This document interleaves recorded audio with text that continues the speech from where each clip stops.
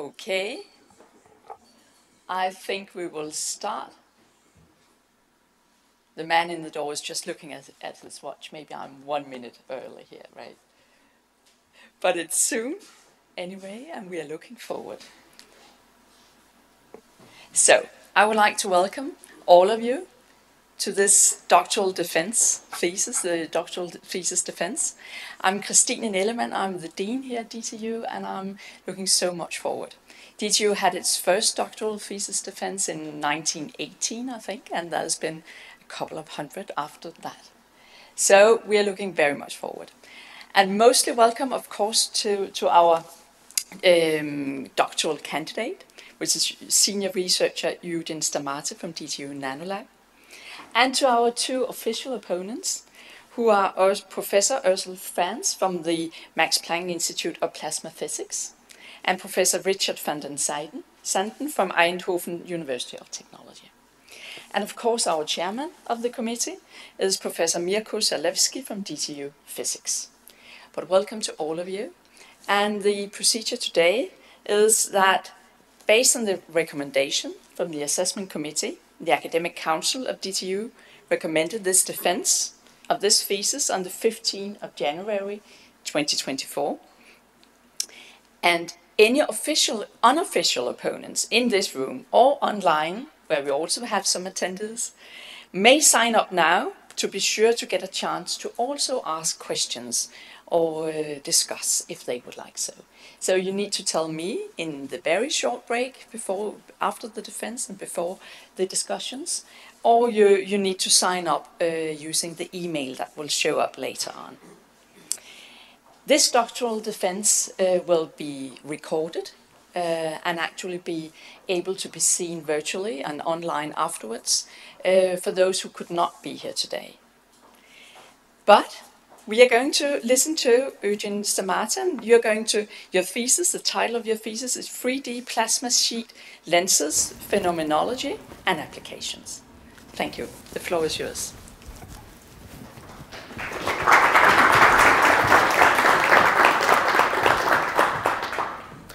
Thank you very much, Christina. Thank you, everyone, for being here. As introduced, I'm Eugen, and the title of my dissertation is Three-Dimensional Plasma-sheath-lenses with Phenomenology and Applications. And this is the outline of my talk today. So I'll introduce a little bit about plasma and nanofabrication. I'm going to tell you what the model and discrete focusing effects are, and correlated with the concept of three-dimensional plasma-sheath-lenses. Then we need to talk a little bit about negative ions, and it's a very good reason to do that. And then we will move to magnetized 3D plasma-sheath-lenses, and I'll have a description of a number, not a few, applications.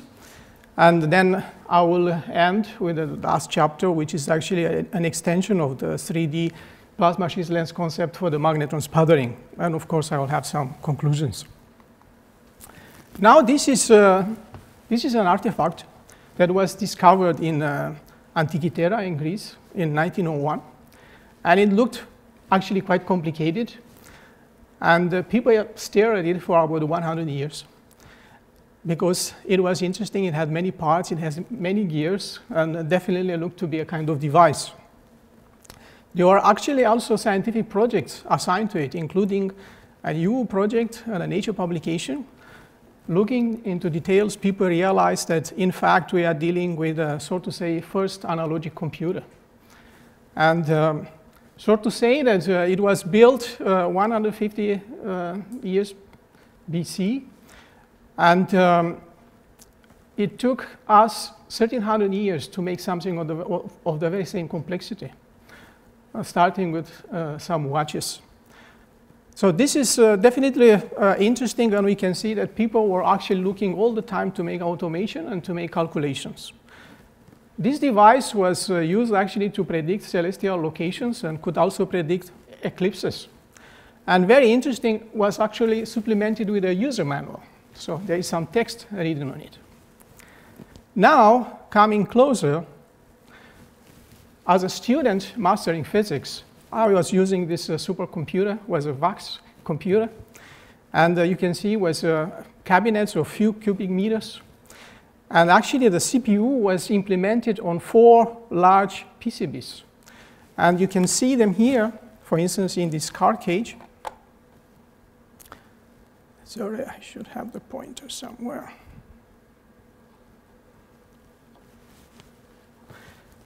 Can you see my mouse? Not really.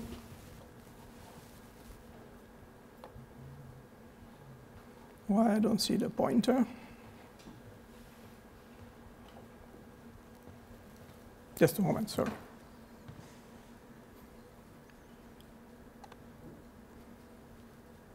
Okay, now it is here. Thank you. So you can see the car cage. The PCBs were placed there. And next to it, you can see the memory controller. So it was a very big piece of art as well. But this time, it was digital. Now, if we move further on, most of us, we are using these smartphones. I'm using Samsung. I'm not making advertisement for Apple. However, it's very interesting to look at the technological details. For instance, this Apple A17 Pro has 19 billion transistors. And it has 6 cores. And it has 8 gigabytes of RAM memory. If we look to the computer that we have before, it was only 14 mega. This qualifies only of 3, 4 pictures on the smartphones we have today. Moreover, if we look in terms of storage capacity, it's 1 terabyte. And we can see here the volatile memory system, which is based on NAND technology invented by Toshiba in '89. And then later on, actually, Samsung moved to 3D NAND in 2013.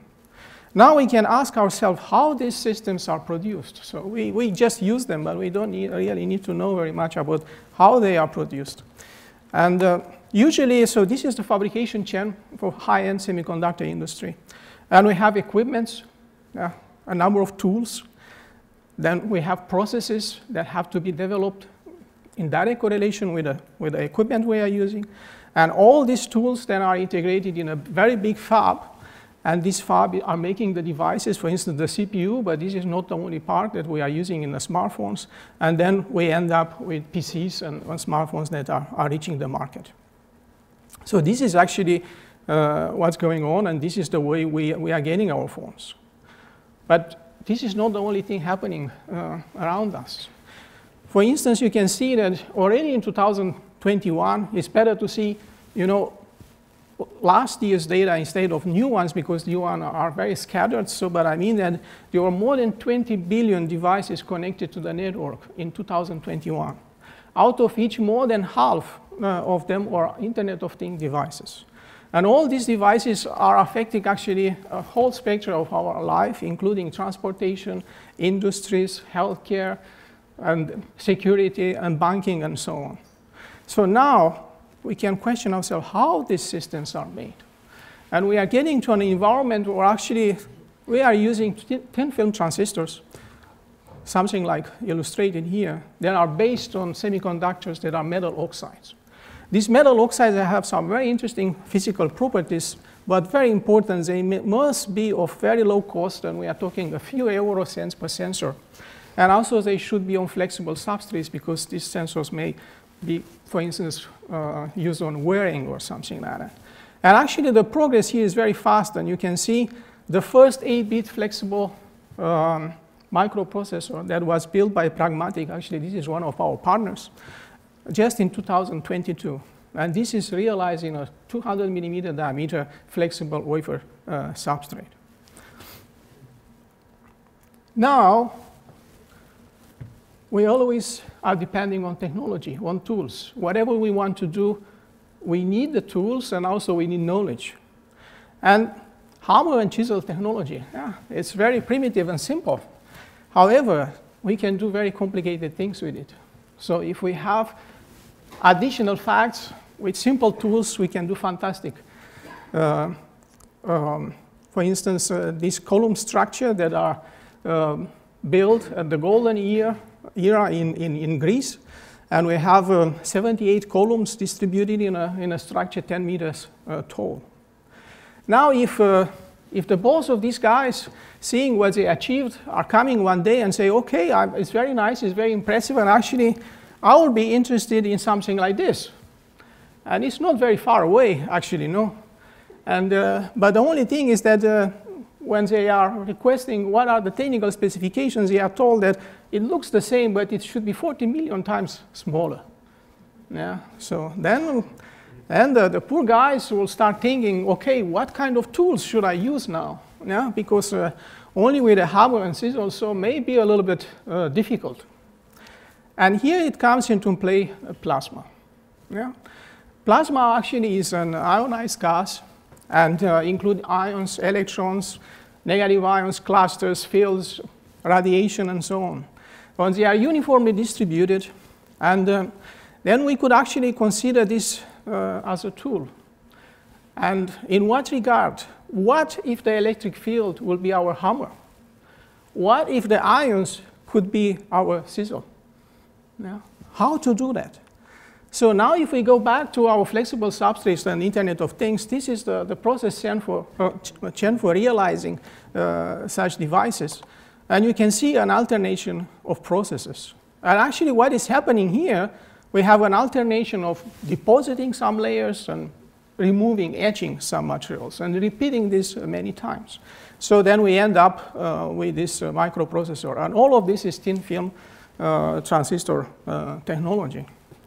Now, if we want to use plasma for this purpose, yeah, then what we are going to do is actually quite simple somehow, but yet we need a lot of things to know.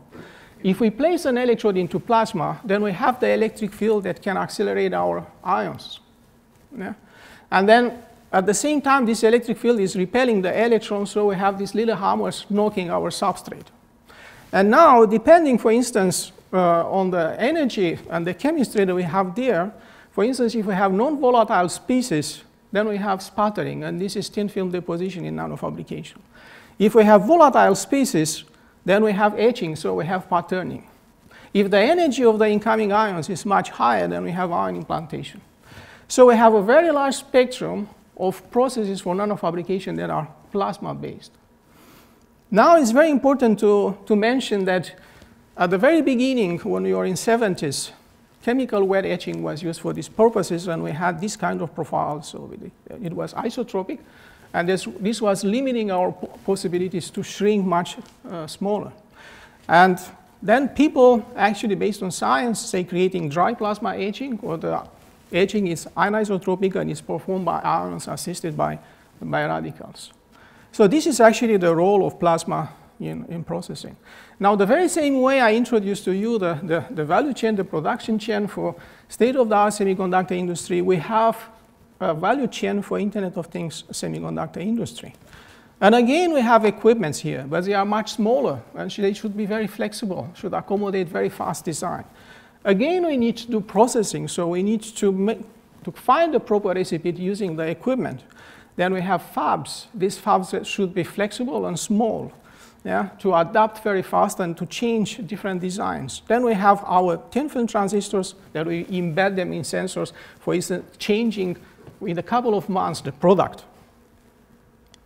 Now the thing here is that already our partner Pragmatic that I mentioned, they reported just a couple of days in the presence of the Princess of United Kingdom, that they have the first lab on 300 millimeter diameter flexible wafers. Yeah. Yes, that's very nice, but actually another partner, the Danish partner, Polytechnique, that is supplying the magnetron sputtering, you can see that they are using this kind of very high anisotropic system, and then we have to coat uniformly. But when we say uniformly, it doesn't mean that it should be uniform in thickness, it should be uniform in properties. So it means resistivity, for example. To understand the complexity, it's easy to look, for instance, to some simulation based on particle in cell. For instance, if we are simulating an etching reactor or a sputtering system, we can see that always we have complexity. We have 2 and 3D aspects that have to be taken into consideration. Now, if we go to our plasma, so it means we have our tool, but we need to know details. To be able to use it, we need to know all possible aspects. Plasma is neutral. we are biasing the substrate, we are repelling the electrons, and we are accelerating the ions. So it means between the plasma and the electrode, we get this sheath, this space charge layer that for a certain reason we are going to talk later, so we have a pre-sheath as well. In the early time, this was very simple, just one sort of, just the electrons and one sort of ions. But these days, things are very complicated. For example, we are using an argon and SF6 to do etching. And the point is that plasma is extremely complex. SF6 is a molecule that ends up dissociating and is producing a very large number of positive ions. And on top of that, we also have negative ions. And these are just ions. Beside of this, we also have radicals. And now the thing is that scientifically, we are unable these days to say something into precise details about the pre-sheath and sheath, even if it's only one-dimensional. The reason why is because it's too complex. Yeah. And all the processes that we have, etching, sputtering, ion implantation, and ion beam extraction, are based on this kind of phenomenology. Now, if we want to look in 2D or 3D aspects, it's getting even more complicated.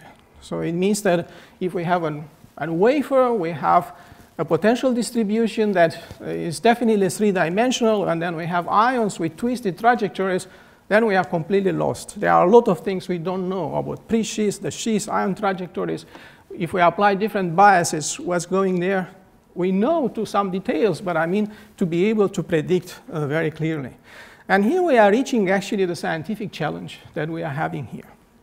So it means we have a three-dimensional structure, we have a three-dimensional electrode, we are creating a 3D potential structure, and then we have an ion from plasma that with a certain trajectory is reaching on the substrate. Are we able to calculate precisely this trajectory? Can we say if this ion starts from here, we reach exactly at this x and y on the substrate? No, we cannot do that. We are able to say with some certain approximation, but we are not yet ready to calculate that completely. So it means we need theory with simulation at the same time and experiments to be able to have this understanding. And here starts my scientific road on understanding these things. Because we have this very conductor insulating interface, as you are seeing there, three-dimensional, just a square. And we are asking ourselves, what will be the ion impact on this kind of surface when we expose it to plasma? And we have a sheath in between. Then these are some calculations that I did almost 20 years ago when COMSOL was just becoming three-dimensional. So it means that, but you can see here that we have a cross-section. This is a potential distribution. This is the very sheath here. This is the electrode. We have the sheath edge just around here. And then we are injecting ions at the sheath edge, and we calculate the trajectories.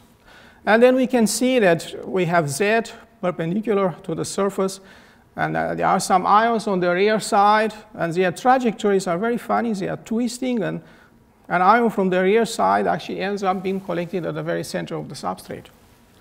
If we look to the all ions from 2 to 4, which is a very large solid angle, we can see that they are reaching a very narrow part of the electrode surface, just around here.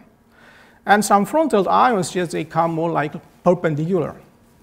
But what is very important to notice is that we have a passive surface. So from the edge up to here, there is completely no ion impact. Yeah.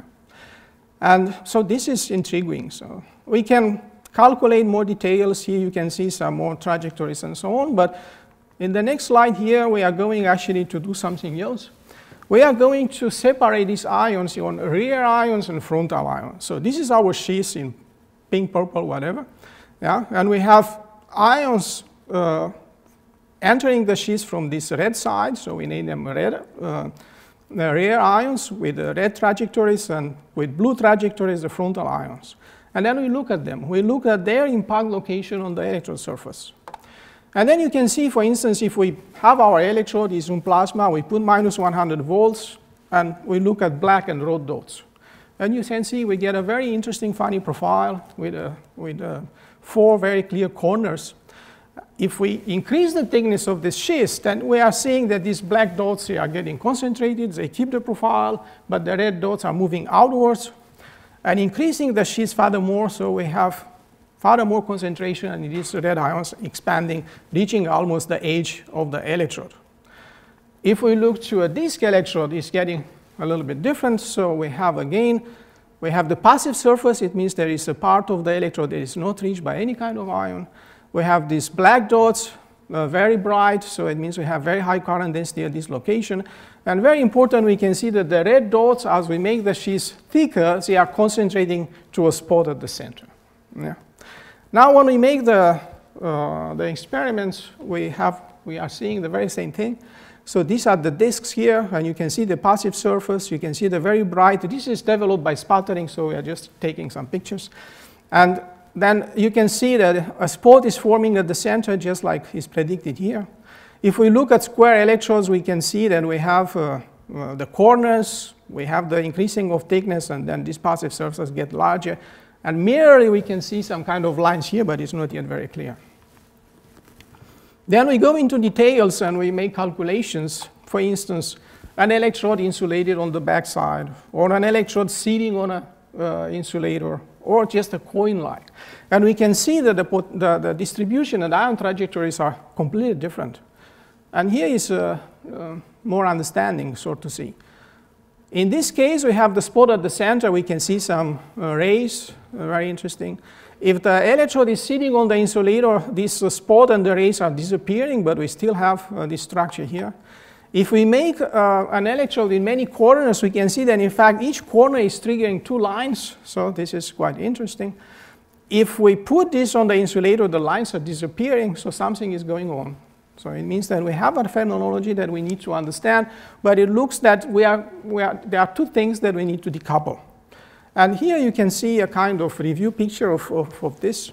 So these are 1 by 1 square centimeter silicon chips, and these patterns developed by etching.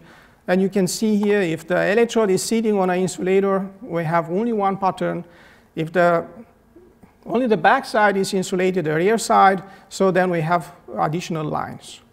So this was named, I named it, so sorry to say, but that's the truth. So discrete focusing and these model lines. And now this is, so to say, state-of-the-art simulation that I have, taking about 100,000 ions. We can see very nice profile for the discrete focusing. We can see the model lines. And if we have these together, so it's a combination of these two. So now we are going to be to speed up a little bit more on the slides, because I introduced somehow some concepts. But so it means that we prove this for positive ions. Now the idea is that when we have negative ions, if we bias the electrode positively, and if we can get rid of electrons, and you will see later on that this is possible, will this also manifest for negative ions? And we did that, for instance, in CF4 and also in argon SF6 plasma.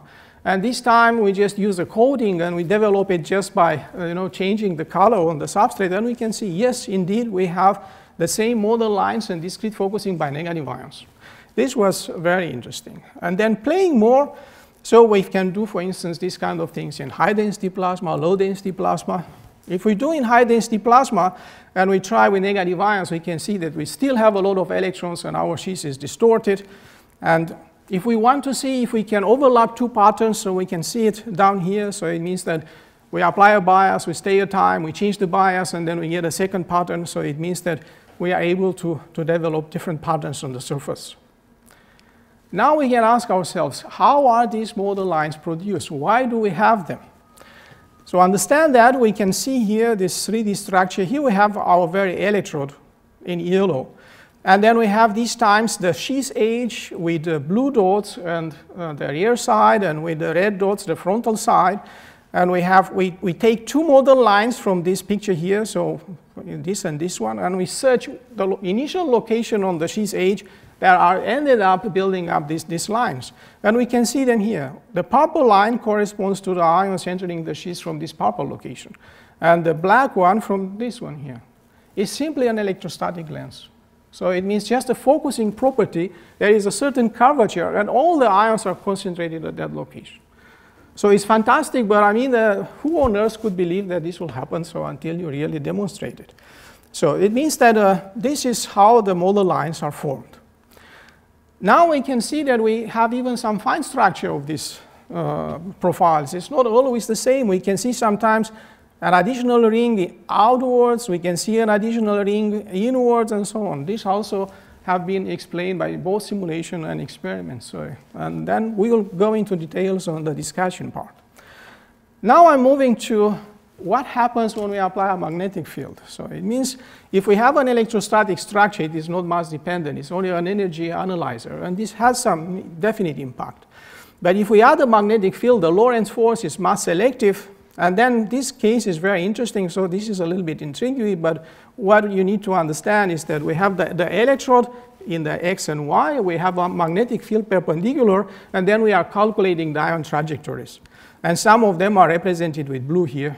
So then you can see that with the magnetic field, the trajectory, some of them concentrated at the center, but when we add the magnetic field, due to the twisting, we form an additional void at the center.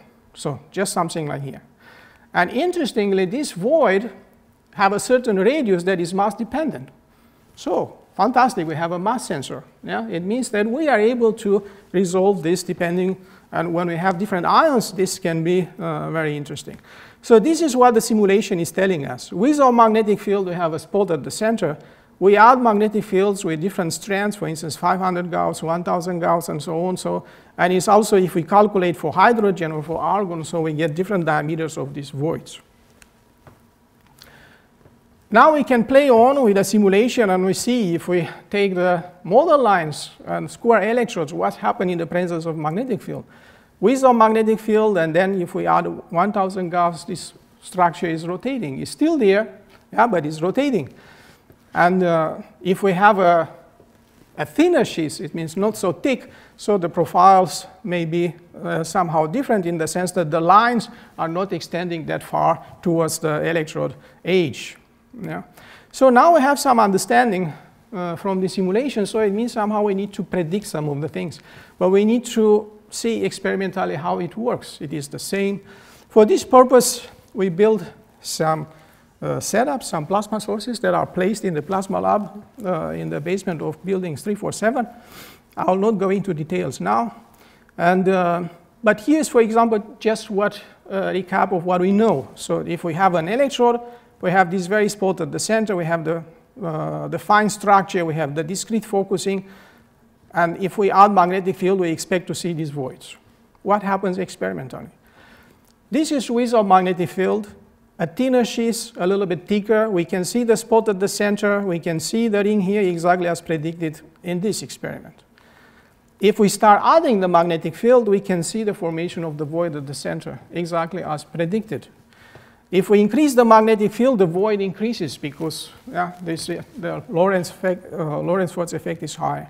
And so on, so we can see this evolution. If we make the sheath extremely thicker, so then you can see that we have funny rays and some additional profiles that we yet need to understand. Now if we go to square electrodes, so this is also working. So this is actually minus 500 volts square electrode, not rather thin sheath. We see only the discrete focusing. We make the sheath thicker, and then we can see the model lines very well developed here.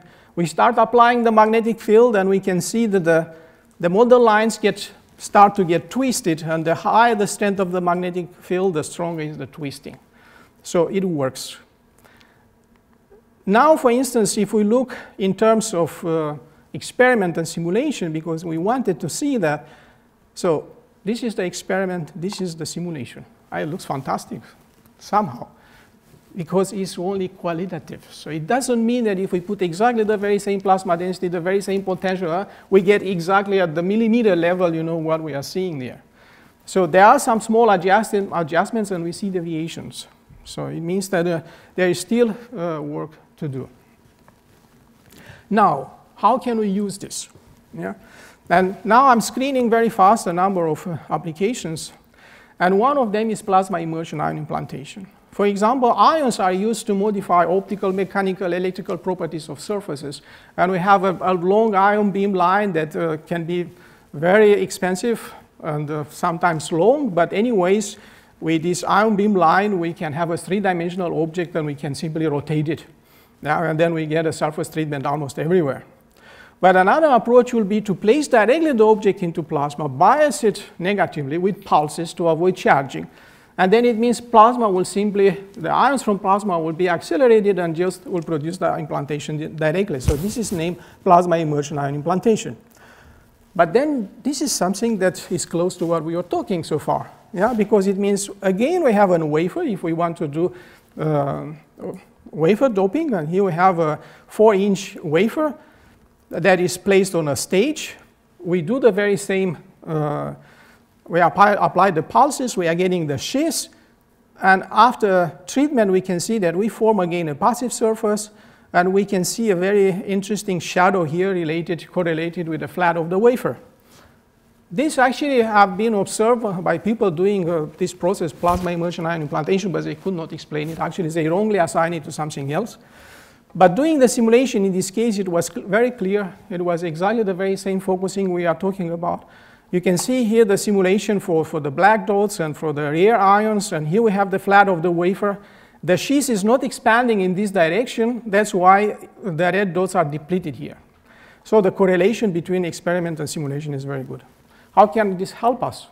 Fantastic, because we can place some electrodes nearby to improve the uniformity. So for instance, if we have a vertical ring on the side, we can completely get rid of this problem.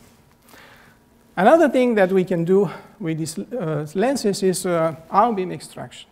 Ion beams are extremely important in many applications. Getting a linearly distributed ion beam that is very stable can be a fantastic tool. And here you can see a potential application. So this is a cross section. We have an electrode, we have the insulator, we are developing this 3-dimensional sheath lens.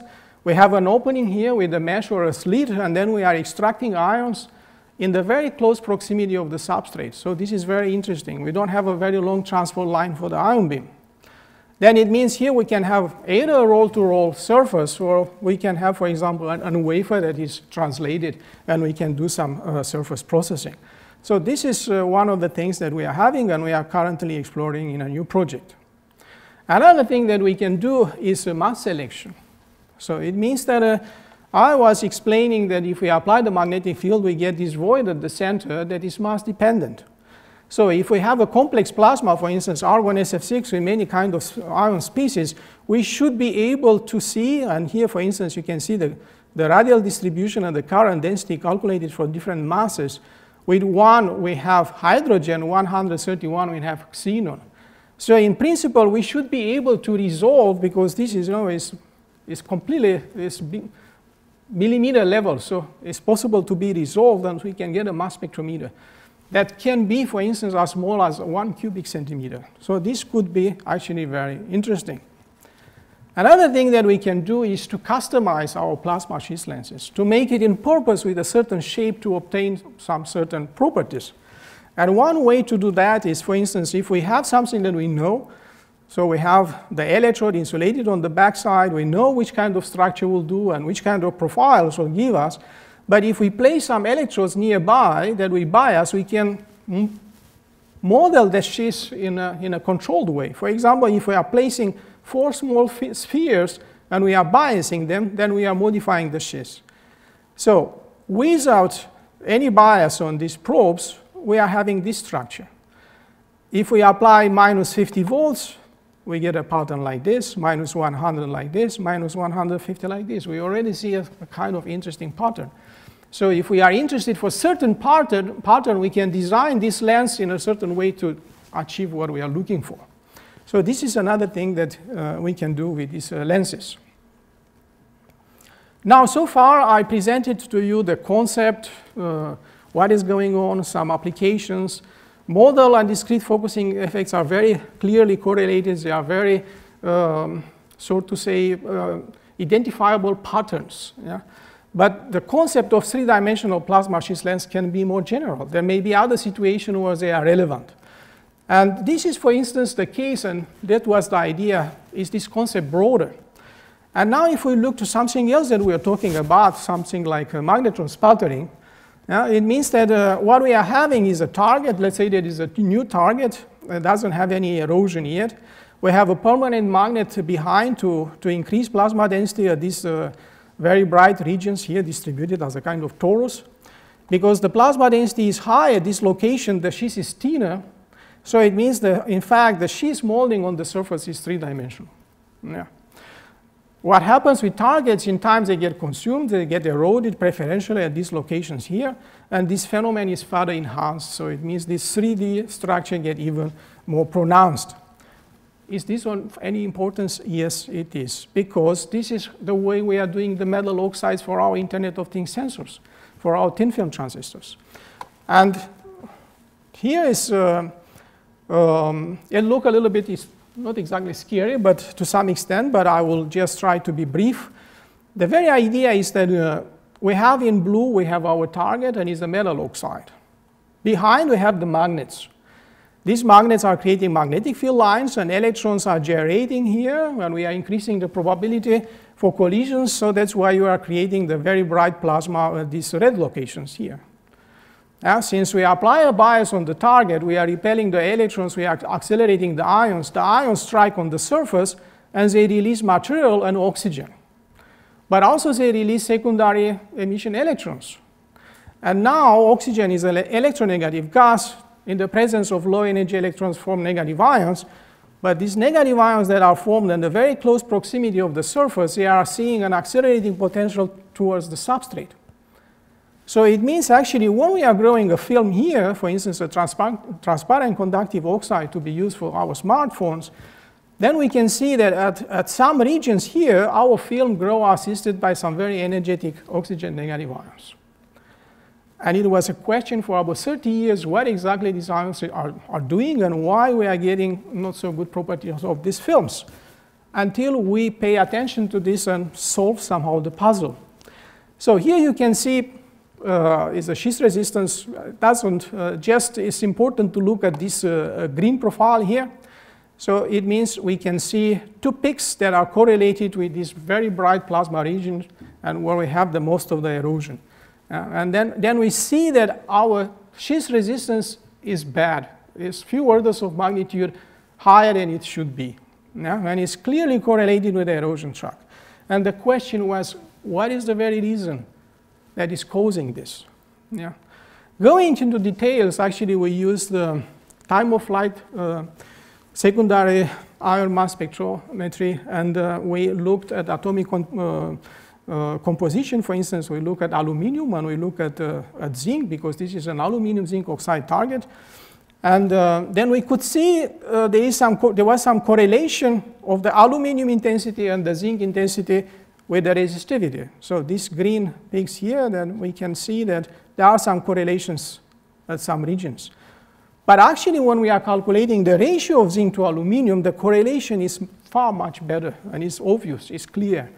And then, in fact, it means that what we are dealing with is a completely different than people thought before, because almost everyone was trying to look at the aluminum doping. But in fact, what is happening, these energetic oxygen negative ions, but are focused by this three-dimensional plasma sheath lens, they are causing preferential zinc sputtering. So our films are poor on zinc, because the sputtering yield for zinc is 6-7 times higher than from aluminum. Now, we also made some plasma diagnostics here, because we had also in this situation, you can see that at very low pressure, we have this profile with black, and we can see only one peak at the center, and we also wanted to understand that.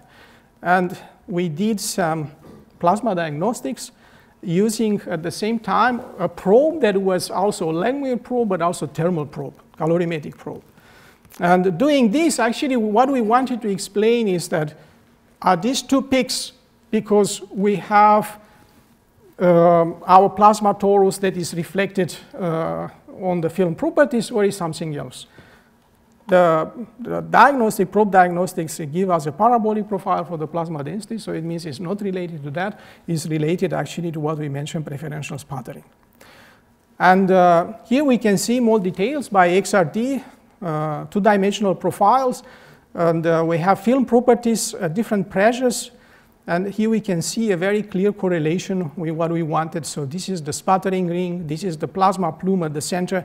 And actually what we would like to have is only this green that you are seeing here. So we would like to have green everywhere and uniform. But this is what we are getting now. So this is telling us that magnetron sputtering is not fit to make these aluminum doped zinc oxide materials in these conditions. So we have to look for new technologies or different ways to do it. Now this was my last, so to say, scientific slide. This is the slide with the conclusions. I'm not going to read them, just simply to say that I introduced to you the model and discrete focusing effects correlated with the three-dimensional plasma sheath lenses. We talked about negative ions, we add magnetic field, we've been through some applications, and then we extended this concept for magnetron sputtering. And thank you for your attention, and this is the acknowledgement. And I've been traveling to different places. Even just being in Denmark at DTU, I changed 3 departments. So it means that I started somehow at RISO DTU with my colleagues that are now at physics. And then I was for 7 years at DTU Energy. And I was lucky and fortunate enough to move to Nanolab 5 years ago. And well, this project moved ahead, and we are having now a new project on this very subject. There are some people also that I have to acknowledge the work started at Nagoya University, and that time was Plasma Nano Center of Excellence, led by Professor Sugai. It's not that I, so to say, that people contributed directly, but I received a lot of help and support from colleagues that were supported by nature of having an activity on plasma physics. There are students that contributed directly. These are my first main supervisor from Romania, Professor Popa, and the supervisor from Nagoya Institute of Technology, Japan. And here's my family that is always very supportive, and I'm happy to give them a hug today. Thank you very much.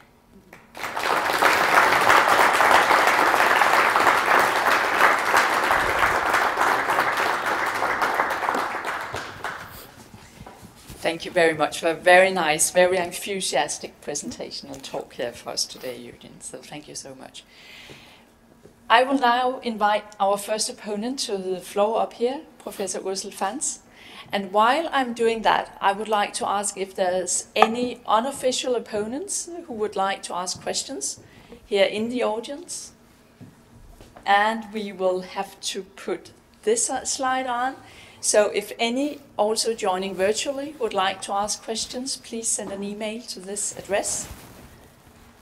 I cannot see anybody, otherwise you need to come up to me and tell me that you would like to ask a question afterwards. But otherwise, I would like to give the floor to you, Professor Ursel Fans. We are looking very much forward to your questions and the discussion going on up here. Thank you.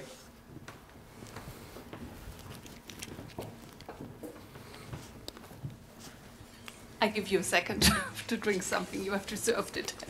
Thank you.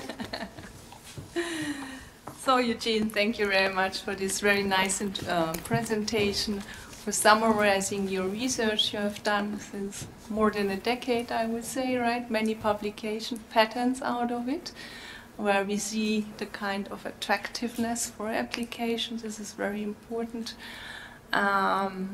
And also congratulations to your work, first of all. Thank you very much. Thanks a lot. I really appreciate it. Of course, I have questions, and we all have questions, and as scientists, we are very, of course, keen to know more. So if I would start with a discussion of what you have done, I think I liked very much how you use the synergy between simulations and experimental data. So the one feeds the other, and then the experiments were designed to do the simulations. So if you go to the point to the simulations, what would you see as kind of limitations of your simulations you have done so far? Yes, thank you very much. Indeed, very important question. Actually, when I first time get close to this phenomenology of seeing that there are some patterns there that need to be understood, and I was propagating a manuscript, and someone got very unhappy because seeing my explanations about the three-dimensional sheath lens that is focusing something, and the person said, "Oh, that's only your imagination. You know, it must be proven somehow." And this is the very reason that I really needed to do something. So it means that it was very difficult just you know, showing something happening on the surface that is correlated to that fact. Without being actually a simulation guy, I needed to look in whatever was 2D and 3D. And actually at that time, as I mentioned, COMSOL just became three-dimensional. I was aware because in plasma community particle in cell is very important. But it looked to me at the time to be too complicated because from the very beginning I wanted to understand a little bit what's going on. So then I used this very simplified approach of simply just calculating the potential distribution in COMSOL and then making just the particle kinetics within the sheath with a MATLAB code. I knew from the very beginning that this is not self-consistent. So it means that, but I was surprised for how good the correlation was. Mm-hmm. So I could actually picture on all the details that I was interested in. So then I kept actually improving this code, but always looking with the eye to the community and asking people doing particle in cell peak simulation, why don't you try that? You know, because look at you have a perfect situation. So usually you don't see a profile that you can compare with your simulations, but here you have it. And unfortunately, I could see that it was not propagated in this way. But also looking, for instance, for the community you are coming from, where the neutral beam and negative ions, and people are also struggling to make calculations and so on. We come to that point, I'm yes. sure you. Yeah, and so it means that it will be very nice to have particle in cell simulations, and we are going to do that at some point. Mm-hmm. What is happening is that within the community, they are seeing difference between their own models. So it means that it will be very nice to see if at least we can see the patterns, and if we can get a quantitative, you know, correlation, that will be actually very fantastic. This is what we are looking for. So, as I mentioned in the scientific aim, the idea will be to predict with certitude the ion trajectory. Mm-hmm. So it means I'm still at the level of using COMSOL and the MATLAB code, but for instance, it doesn't include any Colombian interaction between particles. And I already can see this limitation in experiments. Mm-hmm. Yeah.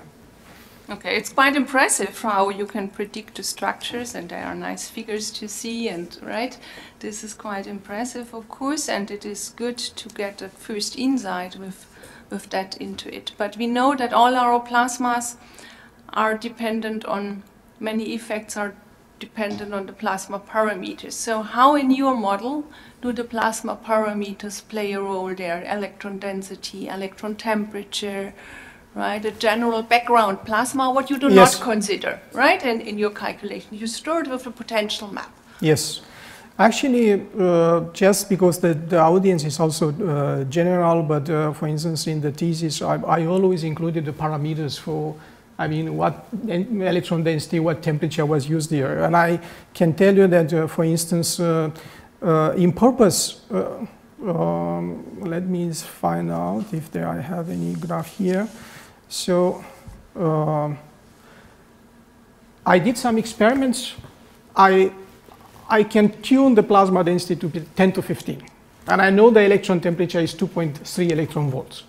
Then I set the simulation parameters exactly for that values, in purpose to see, can I get a quantitative agreement? So no, it's close to, I mean, it's of the order of 50% or something like that. So it means what is most important here is the sheath thickness. So it means that the plasma density, if the plasma density is lower, the sheath is thicker, and then model focusing is more pronounced. If we get a thinner sheath, and actually there was some simulations here, for instance, these are thicker sheaths. So in here, sorry, I don't know. So it means that you can see that the model lines are expanding very much if we make the sheath thinner, so they are not reaching the edge of the electron. So we can see these differences. Now, your question is also very good because, for instance, can tell us, oh, okay, but up to what range of density we can go? What happens if we go to densities such as 10 to 18, where the sheath is collapsing and is getting very, very small?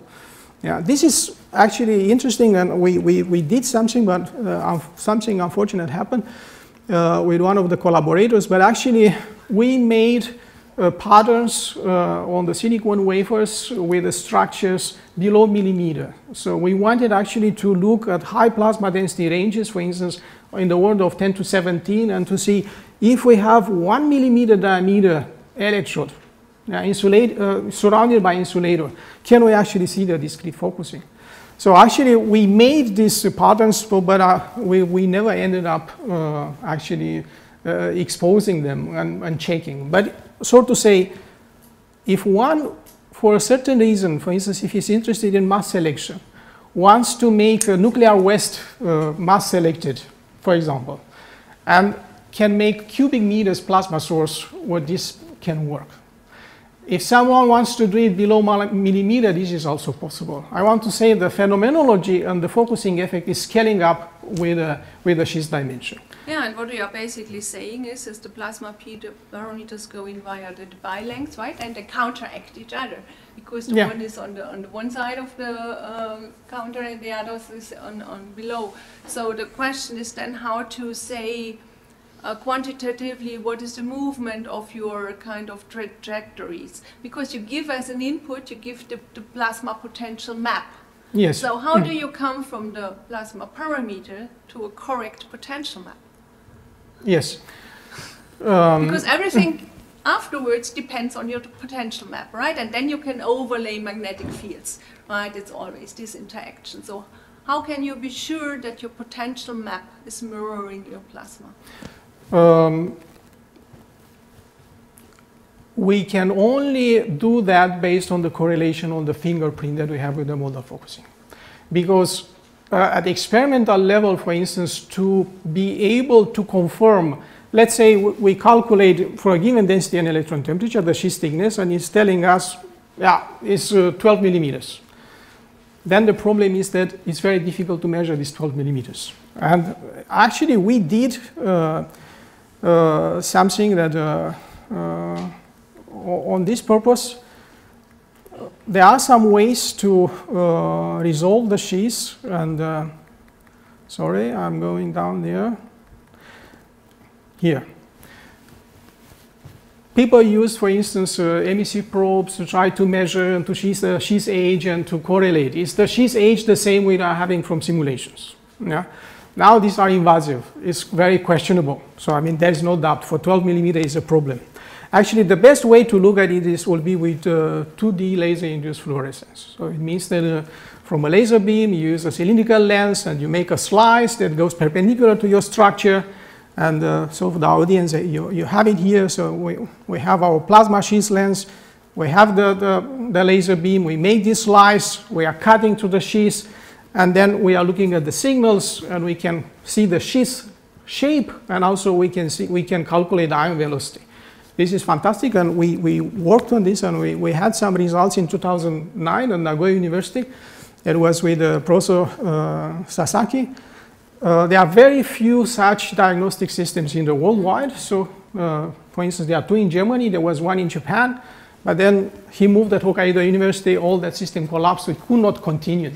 So actually, to answer more precisely your question, if someone wants to look at these details and to make a correlation, may need to have this optical diagnostic setup that is definitely needed, and will be the one, for instance, in the figures here, you can see if we apply different potentials, we can see somehow what is the sheath thickness and correlate it, for instance, the experiment with simulations. But otherwise, myself also, I introduced, for instance, a probe that it was movable. I could see the sheath front, but there is no way at this moment that someone can resolve 3D the sheath potential structure.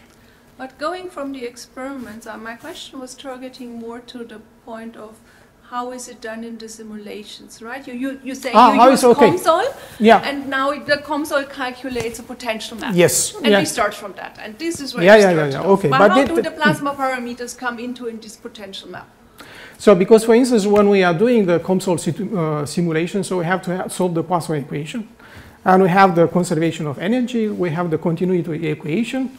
So, and then we still have a problem because we need to know somehow, we have the potential lines, yeah, And then we need to know how this variation of the equipotential lines goes with distance. And we have to input this as a parameter in the calculation. And here I'm actually making an approximation that is described in the thesis. So it is, we are just assuming that this is parabolic. Yeah? And this, we are setting the plasma density, we are setting the boundary conditions, for example, telling that at the very boundary of the volume of integration for the finite element, the plasma potential is 0. We are setting the potential on the electrode. We are giving the materials properties for insulator and conductor. We are giving all, plasma density, electron temperature are needed in the simulation. And then this propagates and is calculating the structure. And how do the positive ions and the composition of the positive ions influence the potential map? Now, or are the calculations for just a kind of a simple system? You have argon, and then you say, okay, this is the potential map, which is valid then for my mixture with SF6 as well. Of course, we know that SF6 changes the plasma properties a lot. So how do you make this iterative? Is this an iterative process, or but this is a code, this finite element code, and is implemented with a console. And then you need to get a convergent solution. And then when your solution converges, what you are getting is a kind of equipotential lines. And then you have 0 at the boundaries, you have your electrode, and then you can choose any equipotential line as a kind, so to say, sheath age. But then we know that, for instance, if electron temperature is 2.3 eV, the sheath age by Bohm criterion should be half of the potential. Yeah, then it should be minus 1.1 volts. So then we get this contour, and then we are telling, okay, we are injecting ions on that contour with the Bohm velocity. And then we can actually tell, for instance, should they be spread, should they have some certain distribution or not? Can we neglect the Bohm velocity? Can they have higher Bohm velocity? And then we are calculated for one single ion species, this profile. And then we are asking ourselves, okay, argon ions is giving this profile, but what if I have also SF6 there? Exactly. Yeah. And then what I'm doing, because this is very simple here, so then we calculate for a Bohm velocity corresponding to the SF6, whatever, 5, 6, one of these ions, the very Bohm velocity that corresponding to that species. Yeah. And then we end up with different patterns, and here is actually very interesting because I did this simulation, and you have it up here, because we have this very big debate in the sense that I mentioned about the pre-sheaths. Yeah. Why do we have pre-sheaths? We have the pre-sheaths because it ends up for mathematical calculation. If we want to solve the potential distribution, we end up with the square root of something that must be positive, and then we come up with a saying that the ions should be pre-accelerated when they enter in the sheath, because otherwise mathematically this will not work. I will never have a potential distribution there. And but now we have this question: if we have different ion species, are they having individual Bohm velocities, or they are having a kind of common Bohm velocity? And this was debated a lot in plasma physics community. 10, 15 years ago, people did LIF and things and ended up calculating that should be different velocities. Now, from the very aspect of the code that I'm doing here, we can decide a boundary where we calculate the ion trajectories. We can put whatever velocities we want there. And what do you do with the negative ions? Now, the thing is that when we come to the negative ions, with the same the Poisson equation for negative ions.